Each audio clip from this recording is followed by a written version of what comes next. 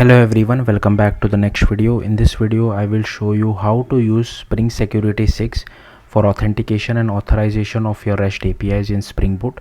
So let's get started. Just to show you, this is a cheat sheet which I have created. I will be using Postgres database. Also it will be having two tables. One is user and second one is post.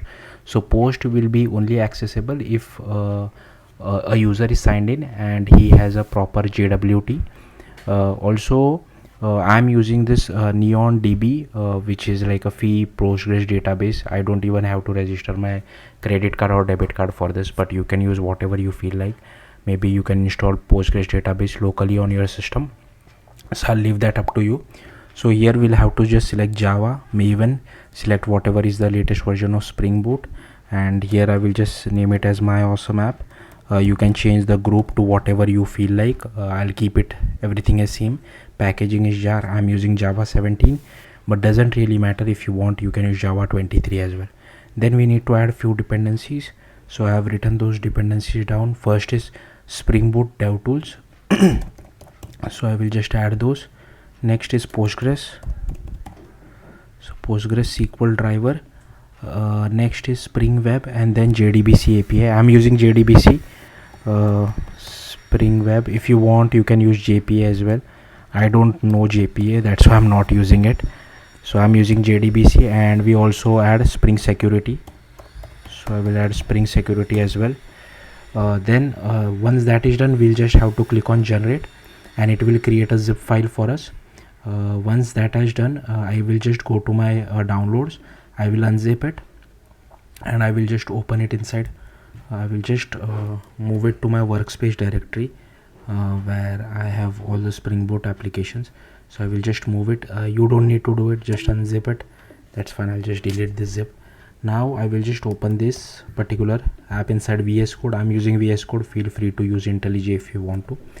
Now if you see this pom.xml, here we have this Spring Boot Starter JDBC, Starter Securities, Starter Web, Spring Boot Dev Tools, Postgres, and Spring Security as well. Next, again, this is my cheat sheet. So first I'll have to go to application.properties. Now I have already created one sample project. From that I will be copying a lot of code. You don't need to copy, you don't need to get confused about this. So I'll just, because it's very difficult for me to remember everything, so I'll just copy this. I'll go to src main resources application.properties, and you will have to paste this like this. I pasted this twice. So firstly, this should be your Postgres URL. This should be your username, and this should be your password. Change it to whatever is your Postgres username, password, as well as URL. Don't copy mine, it will not work for you. Once application.properties is done, we have already added Spring Boot security to our dependency. We also need to add JWT. So again, I'll just go to my old project in which I have it. You can go to Maven repository and check whatever is the latest version at the time of you guys watching the video. I know that this is the latest version at the time of me recording this, so I'll just copy this. So we have to add 3 dependencies for JWT. So I'll add at the very bottom, but you have to add it before this dependencies array. So here just add this dependency called JSON Web Token. First one is JWT API, second one is JWT IMPL, and third one is JWT Jackson. And just save it. It will automatically download the dependencies for you. Okay, then we'll have to create this particular table. So I'll just uncomment this. Okay, I'm not able to uncomment it because it is not saved in a proper file. So what I'll do is I'll just copy this, go to over here, I'll just paste it. Now I can uncomment it in one go. Okay, so I'll just copy these 2 commands.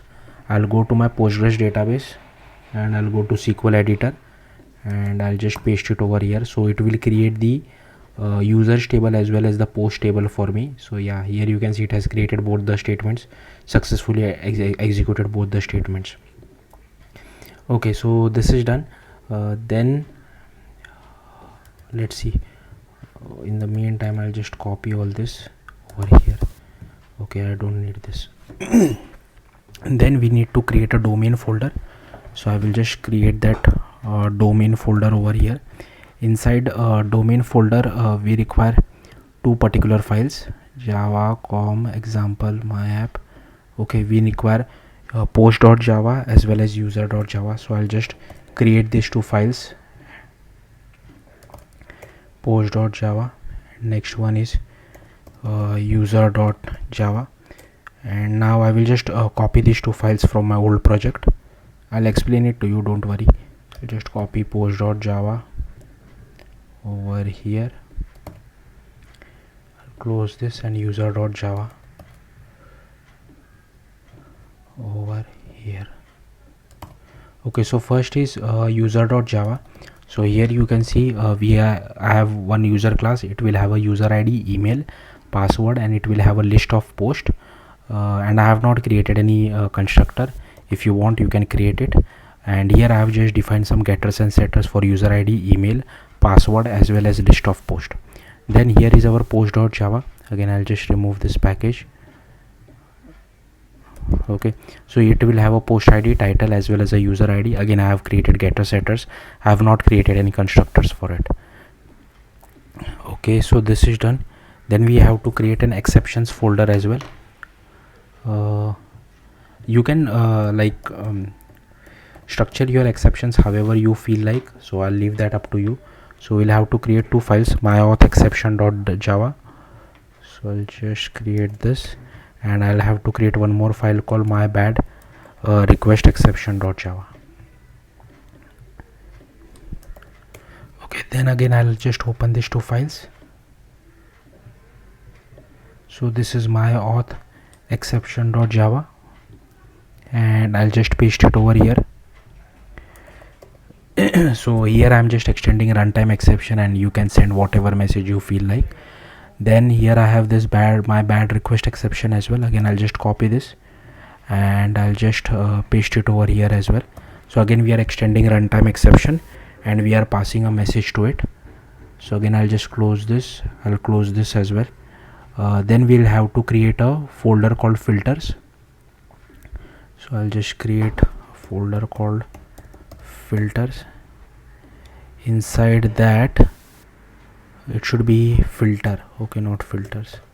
Okay, inside that we'll have to create these two files, jwtfilter.java and jwtutil.java.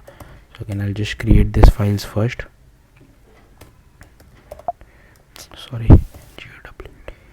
jwtutil.java. I'll create it like this.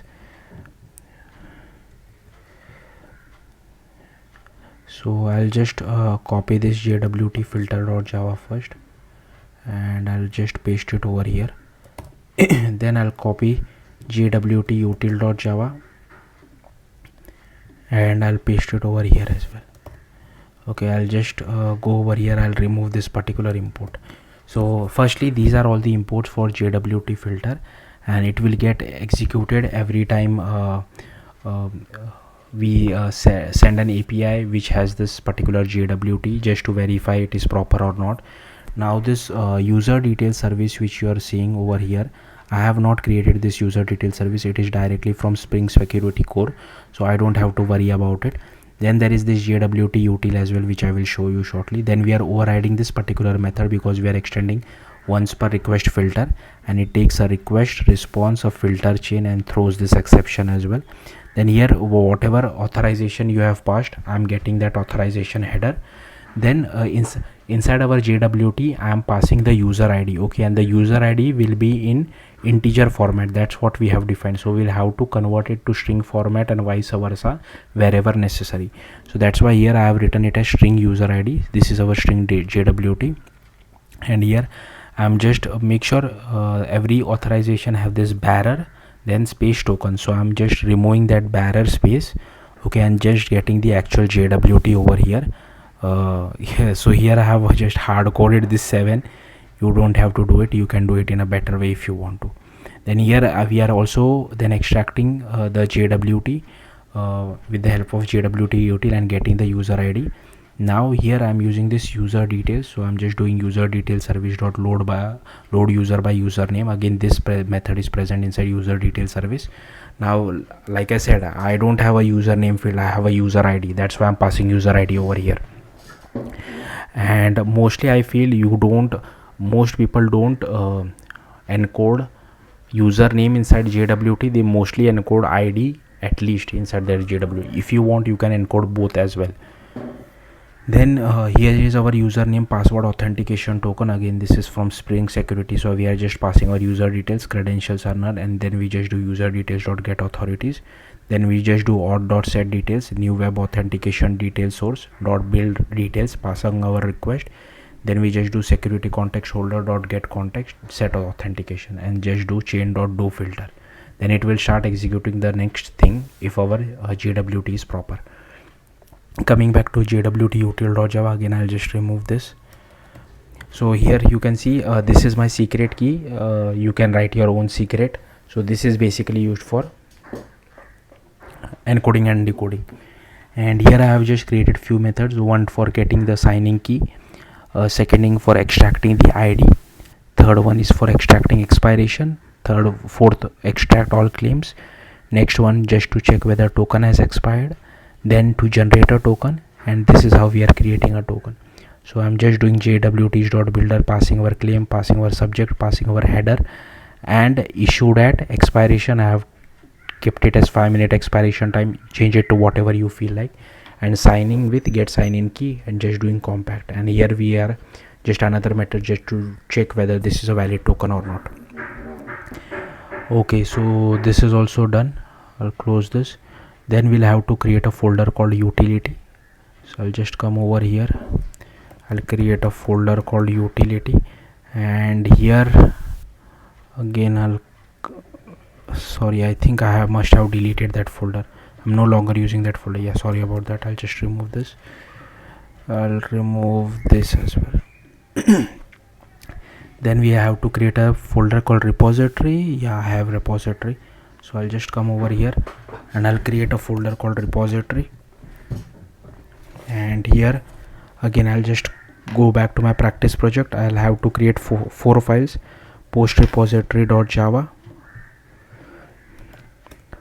okay, then post repository impl.java, next one is user repository.java,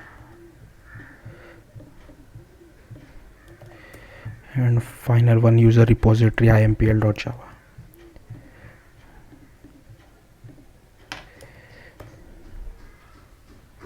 Okay, again now I will just open all these files which I have, and I'll just copy paste the code. So first one is post repository, so I'll just close this, I'll open it over here and I'll paste it over here.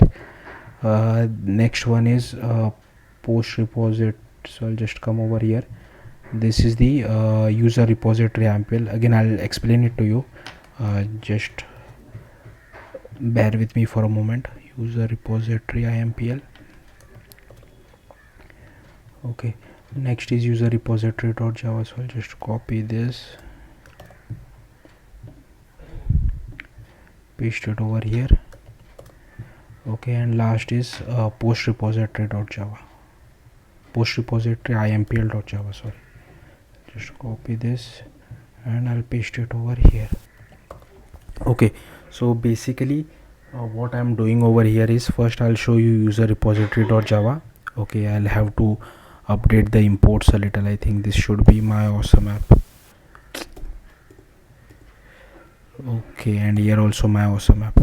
So here firstly we are creating this user repository. This is for sign up, this is for finding a user by email, this is the getting count by email, and this is finding by ID or the user ID. I think we'll use this one for login as well. Then come to user repository impl.java. again I'll have to import, update my import, my awesome app,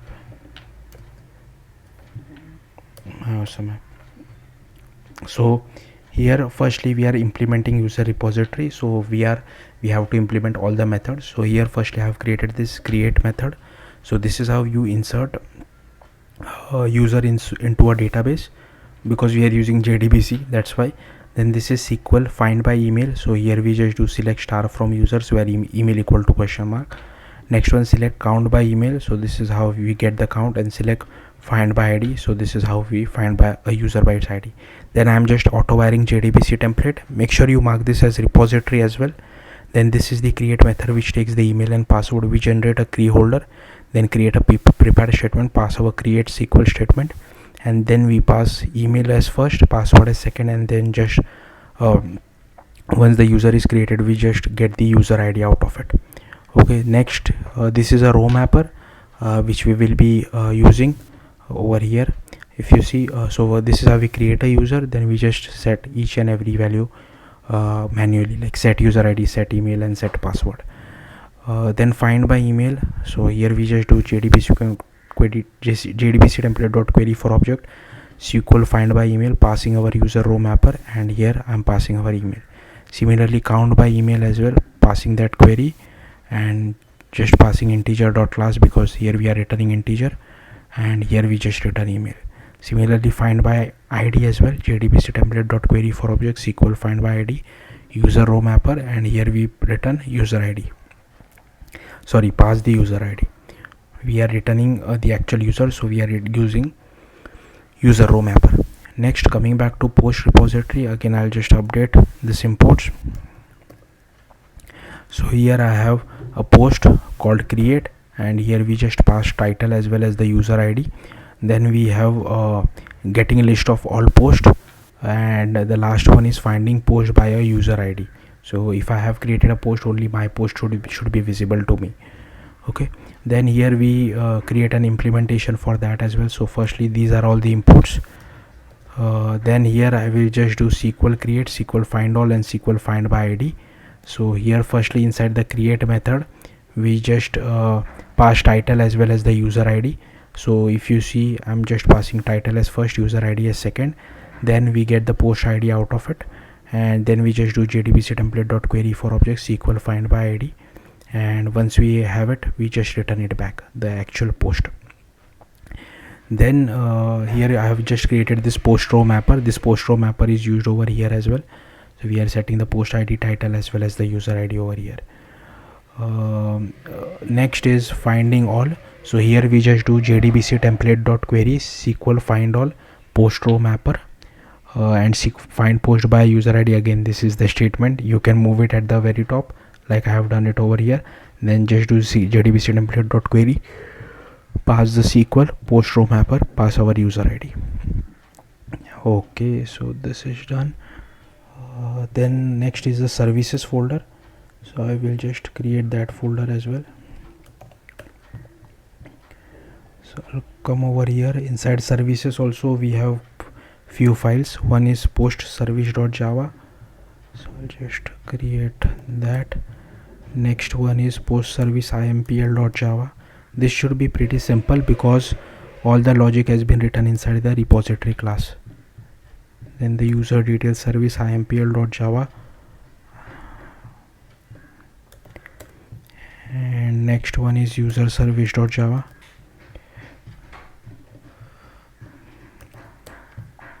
And final one is user service impl.java.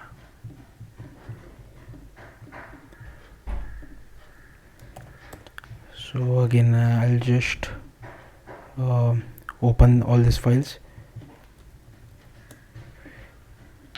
Okay, so first one is post service.java. So I'll just copy this,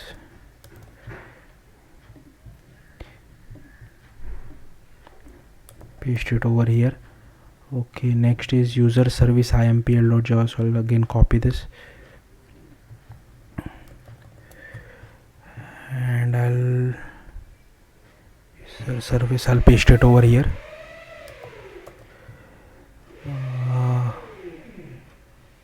Okay, then post service. Okay, close this as well. I'll go at the start. Where are the files? Okay, I think here. So this one is post service impl.java. Again, I'll just copy this service impl. I'll just paste it over here. Then user detail service impl.java. I'll just copy it, and I'll I'll paste it over here. Okay, and last is user service.java. So I'll just copy this and I'll paste it over here. So first let's start from user service.java. So first again I'll have to update my import to my awesome app. Okay, I'll just update the import over here as well. And here as you can see, we again have the same method: register, login and find user by ID. I'm not sure if I'm using this, but we'll see. Then we'll have to go to user service impl.java as well for this. And again I'll have to update my, so these are, I'll just update my import. And here we are marking at the rate service as well as at the rate transactional. Here we is taking user repository. We are initializing our bcrypt password encoder inside Spring Security, which I haven't done yet, so we'll look into this later on. Then this is our register user, so I'm just creating a pattern just to check whether email is proper or not. Then we just try to get that particular user by email. If it already exists, then throw an exception. Then here we just do password encode our password, then create our user, get the user ID, and then just return user repository.find user ID. Next one is login user. If email is not equal to null, then get the email, find the user, see if password matches. If password matches, then only return the user back, otherwise throw exception. And this for find user by ID, we are just doing user repository.find by ID, passing our user ID to it. Okay, we'll come back to this later on. First let's see post service. So again I'll just update my import quickly to my awesome app. And again here I have defined three methods: create post, find all post, and find post by user ID, which takes title as well as user ID, and this takes only the user ID.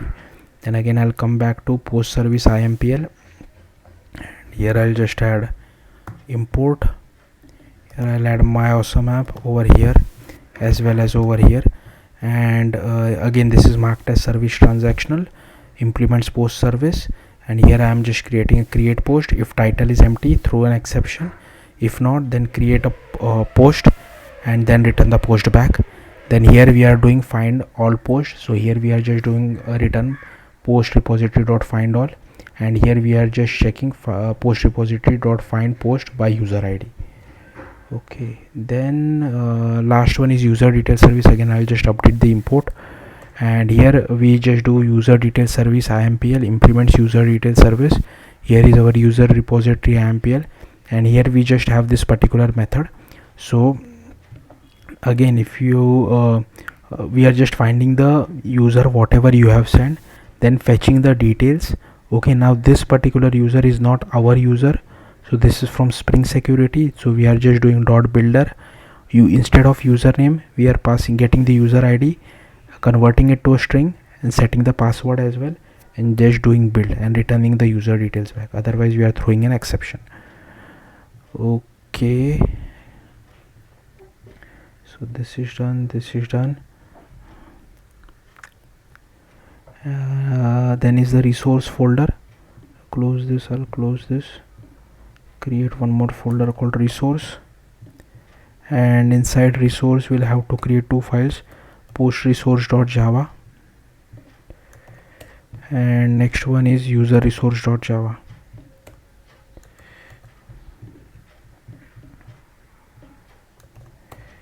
Okay, I'll just open this too, and then again I'll just copy all this from post resource. So here we are basically defining the endpoint. Okay, and next one is user resource. So again I'll just copy everything, and I'll go over here and I'll paste it over here. First let's look into user resource. Again I'll have to update my imports, my awesome app. Okay, so something like this. Again I'll just copy this, paste it over here as well as paste it over here. Then here we are creating an API/users, and here we are injecting user service. This is marked as request controller, and this is our login route. It also takes injecting JWT util. So we get the email and password the user sends, then we just call user service.login user, we get the user back. Then from the user we just get the user ID, convert it to JWT and return the JWT back to the user. Similarly for register, we get the email and password, call the register user method, then we just convert the user ID into JWT and return the JWT back. Okay, next is post resource. Again, I'll just have to update this all imports, so I'll just update it. Okay, again this is marked as REST controller and API/API/post. This is our post service, this is our user service, and once you do a post request, all I'm doing is I'm checking whether you have passed the valid JWT or not. So that's why we are doing security context holder.get context.get authentication, get the name, in our case it will be the user ID. Then I'm just converting it to integer, then finding the user by its user ID. If the user exists, then I am getting the title which you have sent. I'm creating the post, then I'm just creating a map out of it and returning it back as an info, returning the post data back. Okay, next for get, for finding all the posts, again we are checking whether you have the valid JWT or not. Now this get will find post created by other users as well, and here I'm just checking user service.find by user ID. If the user ID is fine and if the user DB not equal to null, then we just find all the posts from our post service and return it back as a map. Then getting post by an ID, so again we just do the security holder.get context, get the user ID, then check the user. If the user exists, then only fetch those posts which for which the user ID which we have got from our JWT, and again convert it to map and send it back to send it back as a response. Okay, so this is also done. Last is our demo application. Okay, so here we'll have to add few things, so I'll just go over here, I'll open this, and firstly we have to mark this as enable transaction management. So here you will have to add something like this. So it has automatically added the import for me, and we also need to add this particular thing just to disable CORS. Disable or enable? I think enable, I'm not really sure, I think disable I guess, but anyways basically CORS is like if your backend is on a separate domain and if your web application is on separate domain, you allow your backend your web application to access this particular REST APIs which are on different domains. So that's what CORS is. So that's what I have done over here. Okay, then config. Yeah, so the main part regarding security, Spring security. So again I'll just create this config, and here inside we will do spring security.java. I'll create that particular file as well, and here I'll just open and I'll copy the code.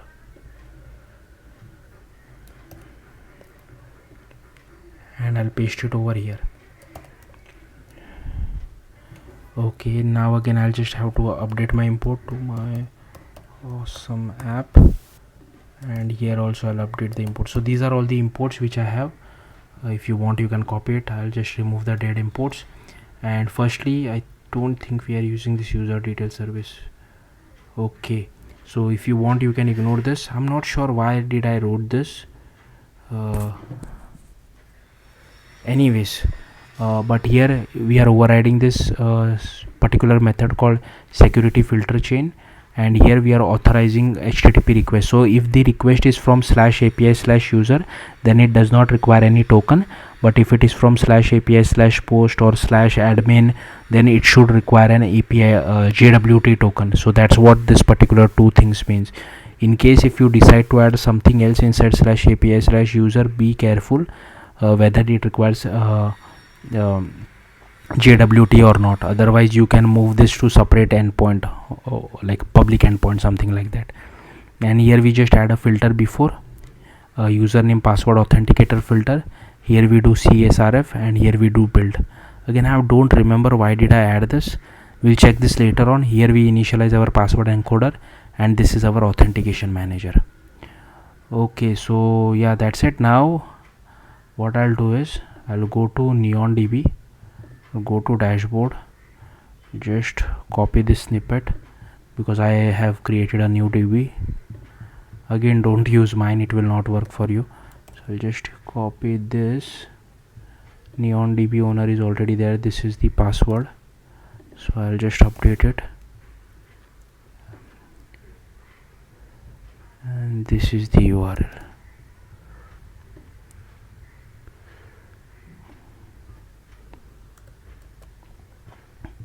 Okay, looks good to me. Let's try running our application.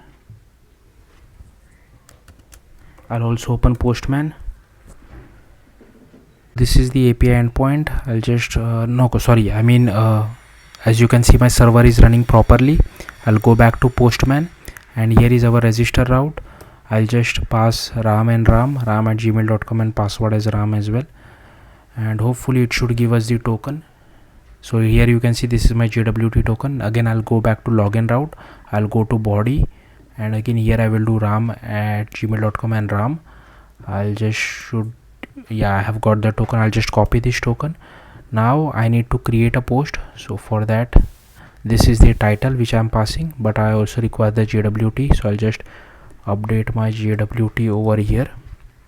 I'll click on send, and here you can see it has created the post for me. If I try to get okay, I'm getting all the post rights. I'll just pass the JWT. I'll just click on send. Yeah, and this works, and this is the first get post by ID. It depends on what user you have passed over here. So inside the JWT it will have the user ID, right? So it will decode the user ID and only get those posts which belongs to me. So I have created only one post. So yeah, that's it. Now let me check why did I wrote this particular thing. I honestly don't remember this, but let's see what is the authentication manager. I'll just import this as well. Okay, I'll just do S. The server has crashed.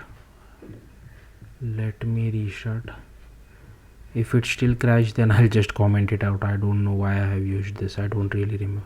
Okay, I don't remember why I used this. Requested bean is currently in creation. Okay, I don't know why this is. I'll just comment this out anyways. I'm not really sure why I was using this, so I'll just restart it. So yeah, and hopefully this should still work because 5 minutes have not yet passed.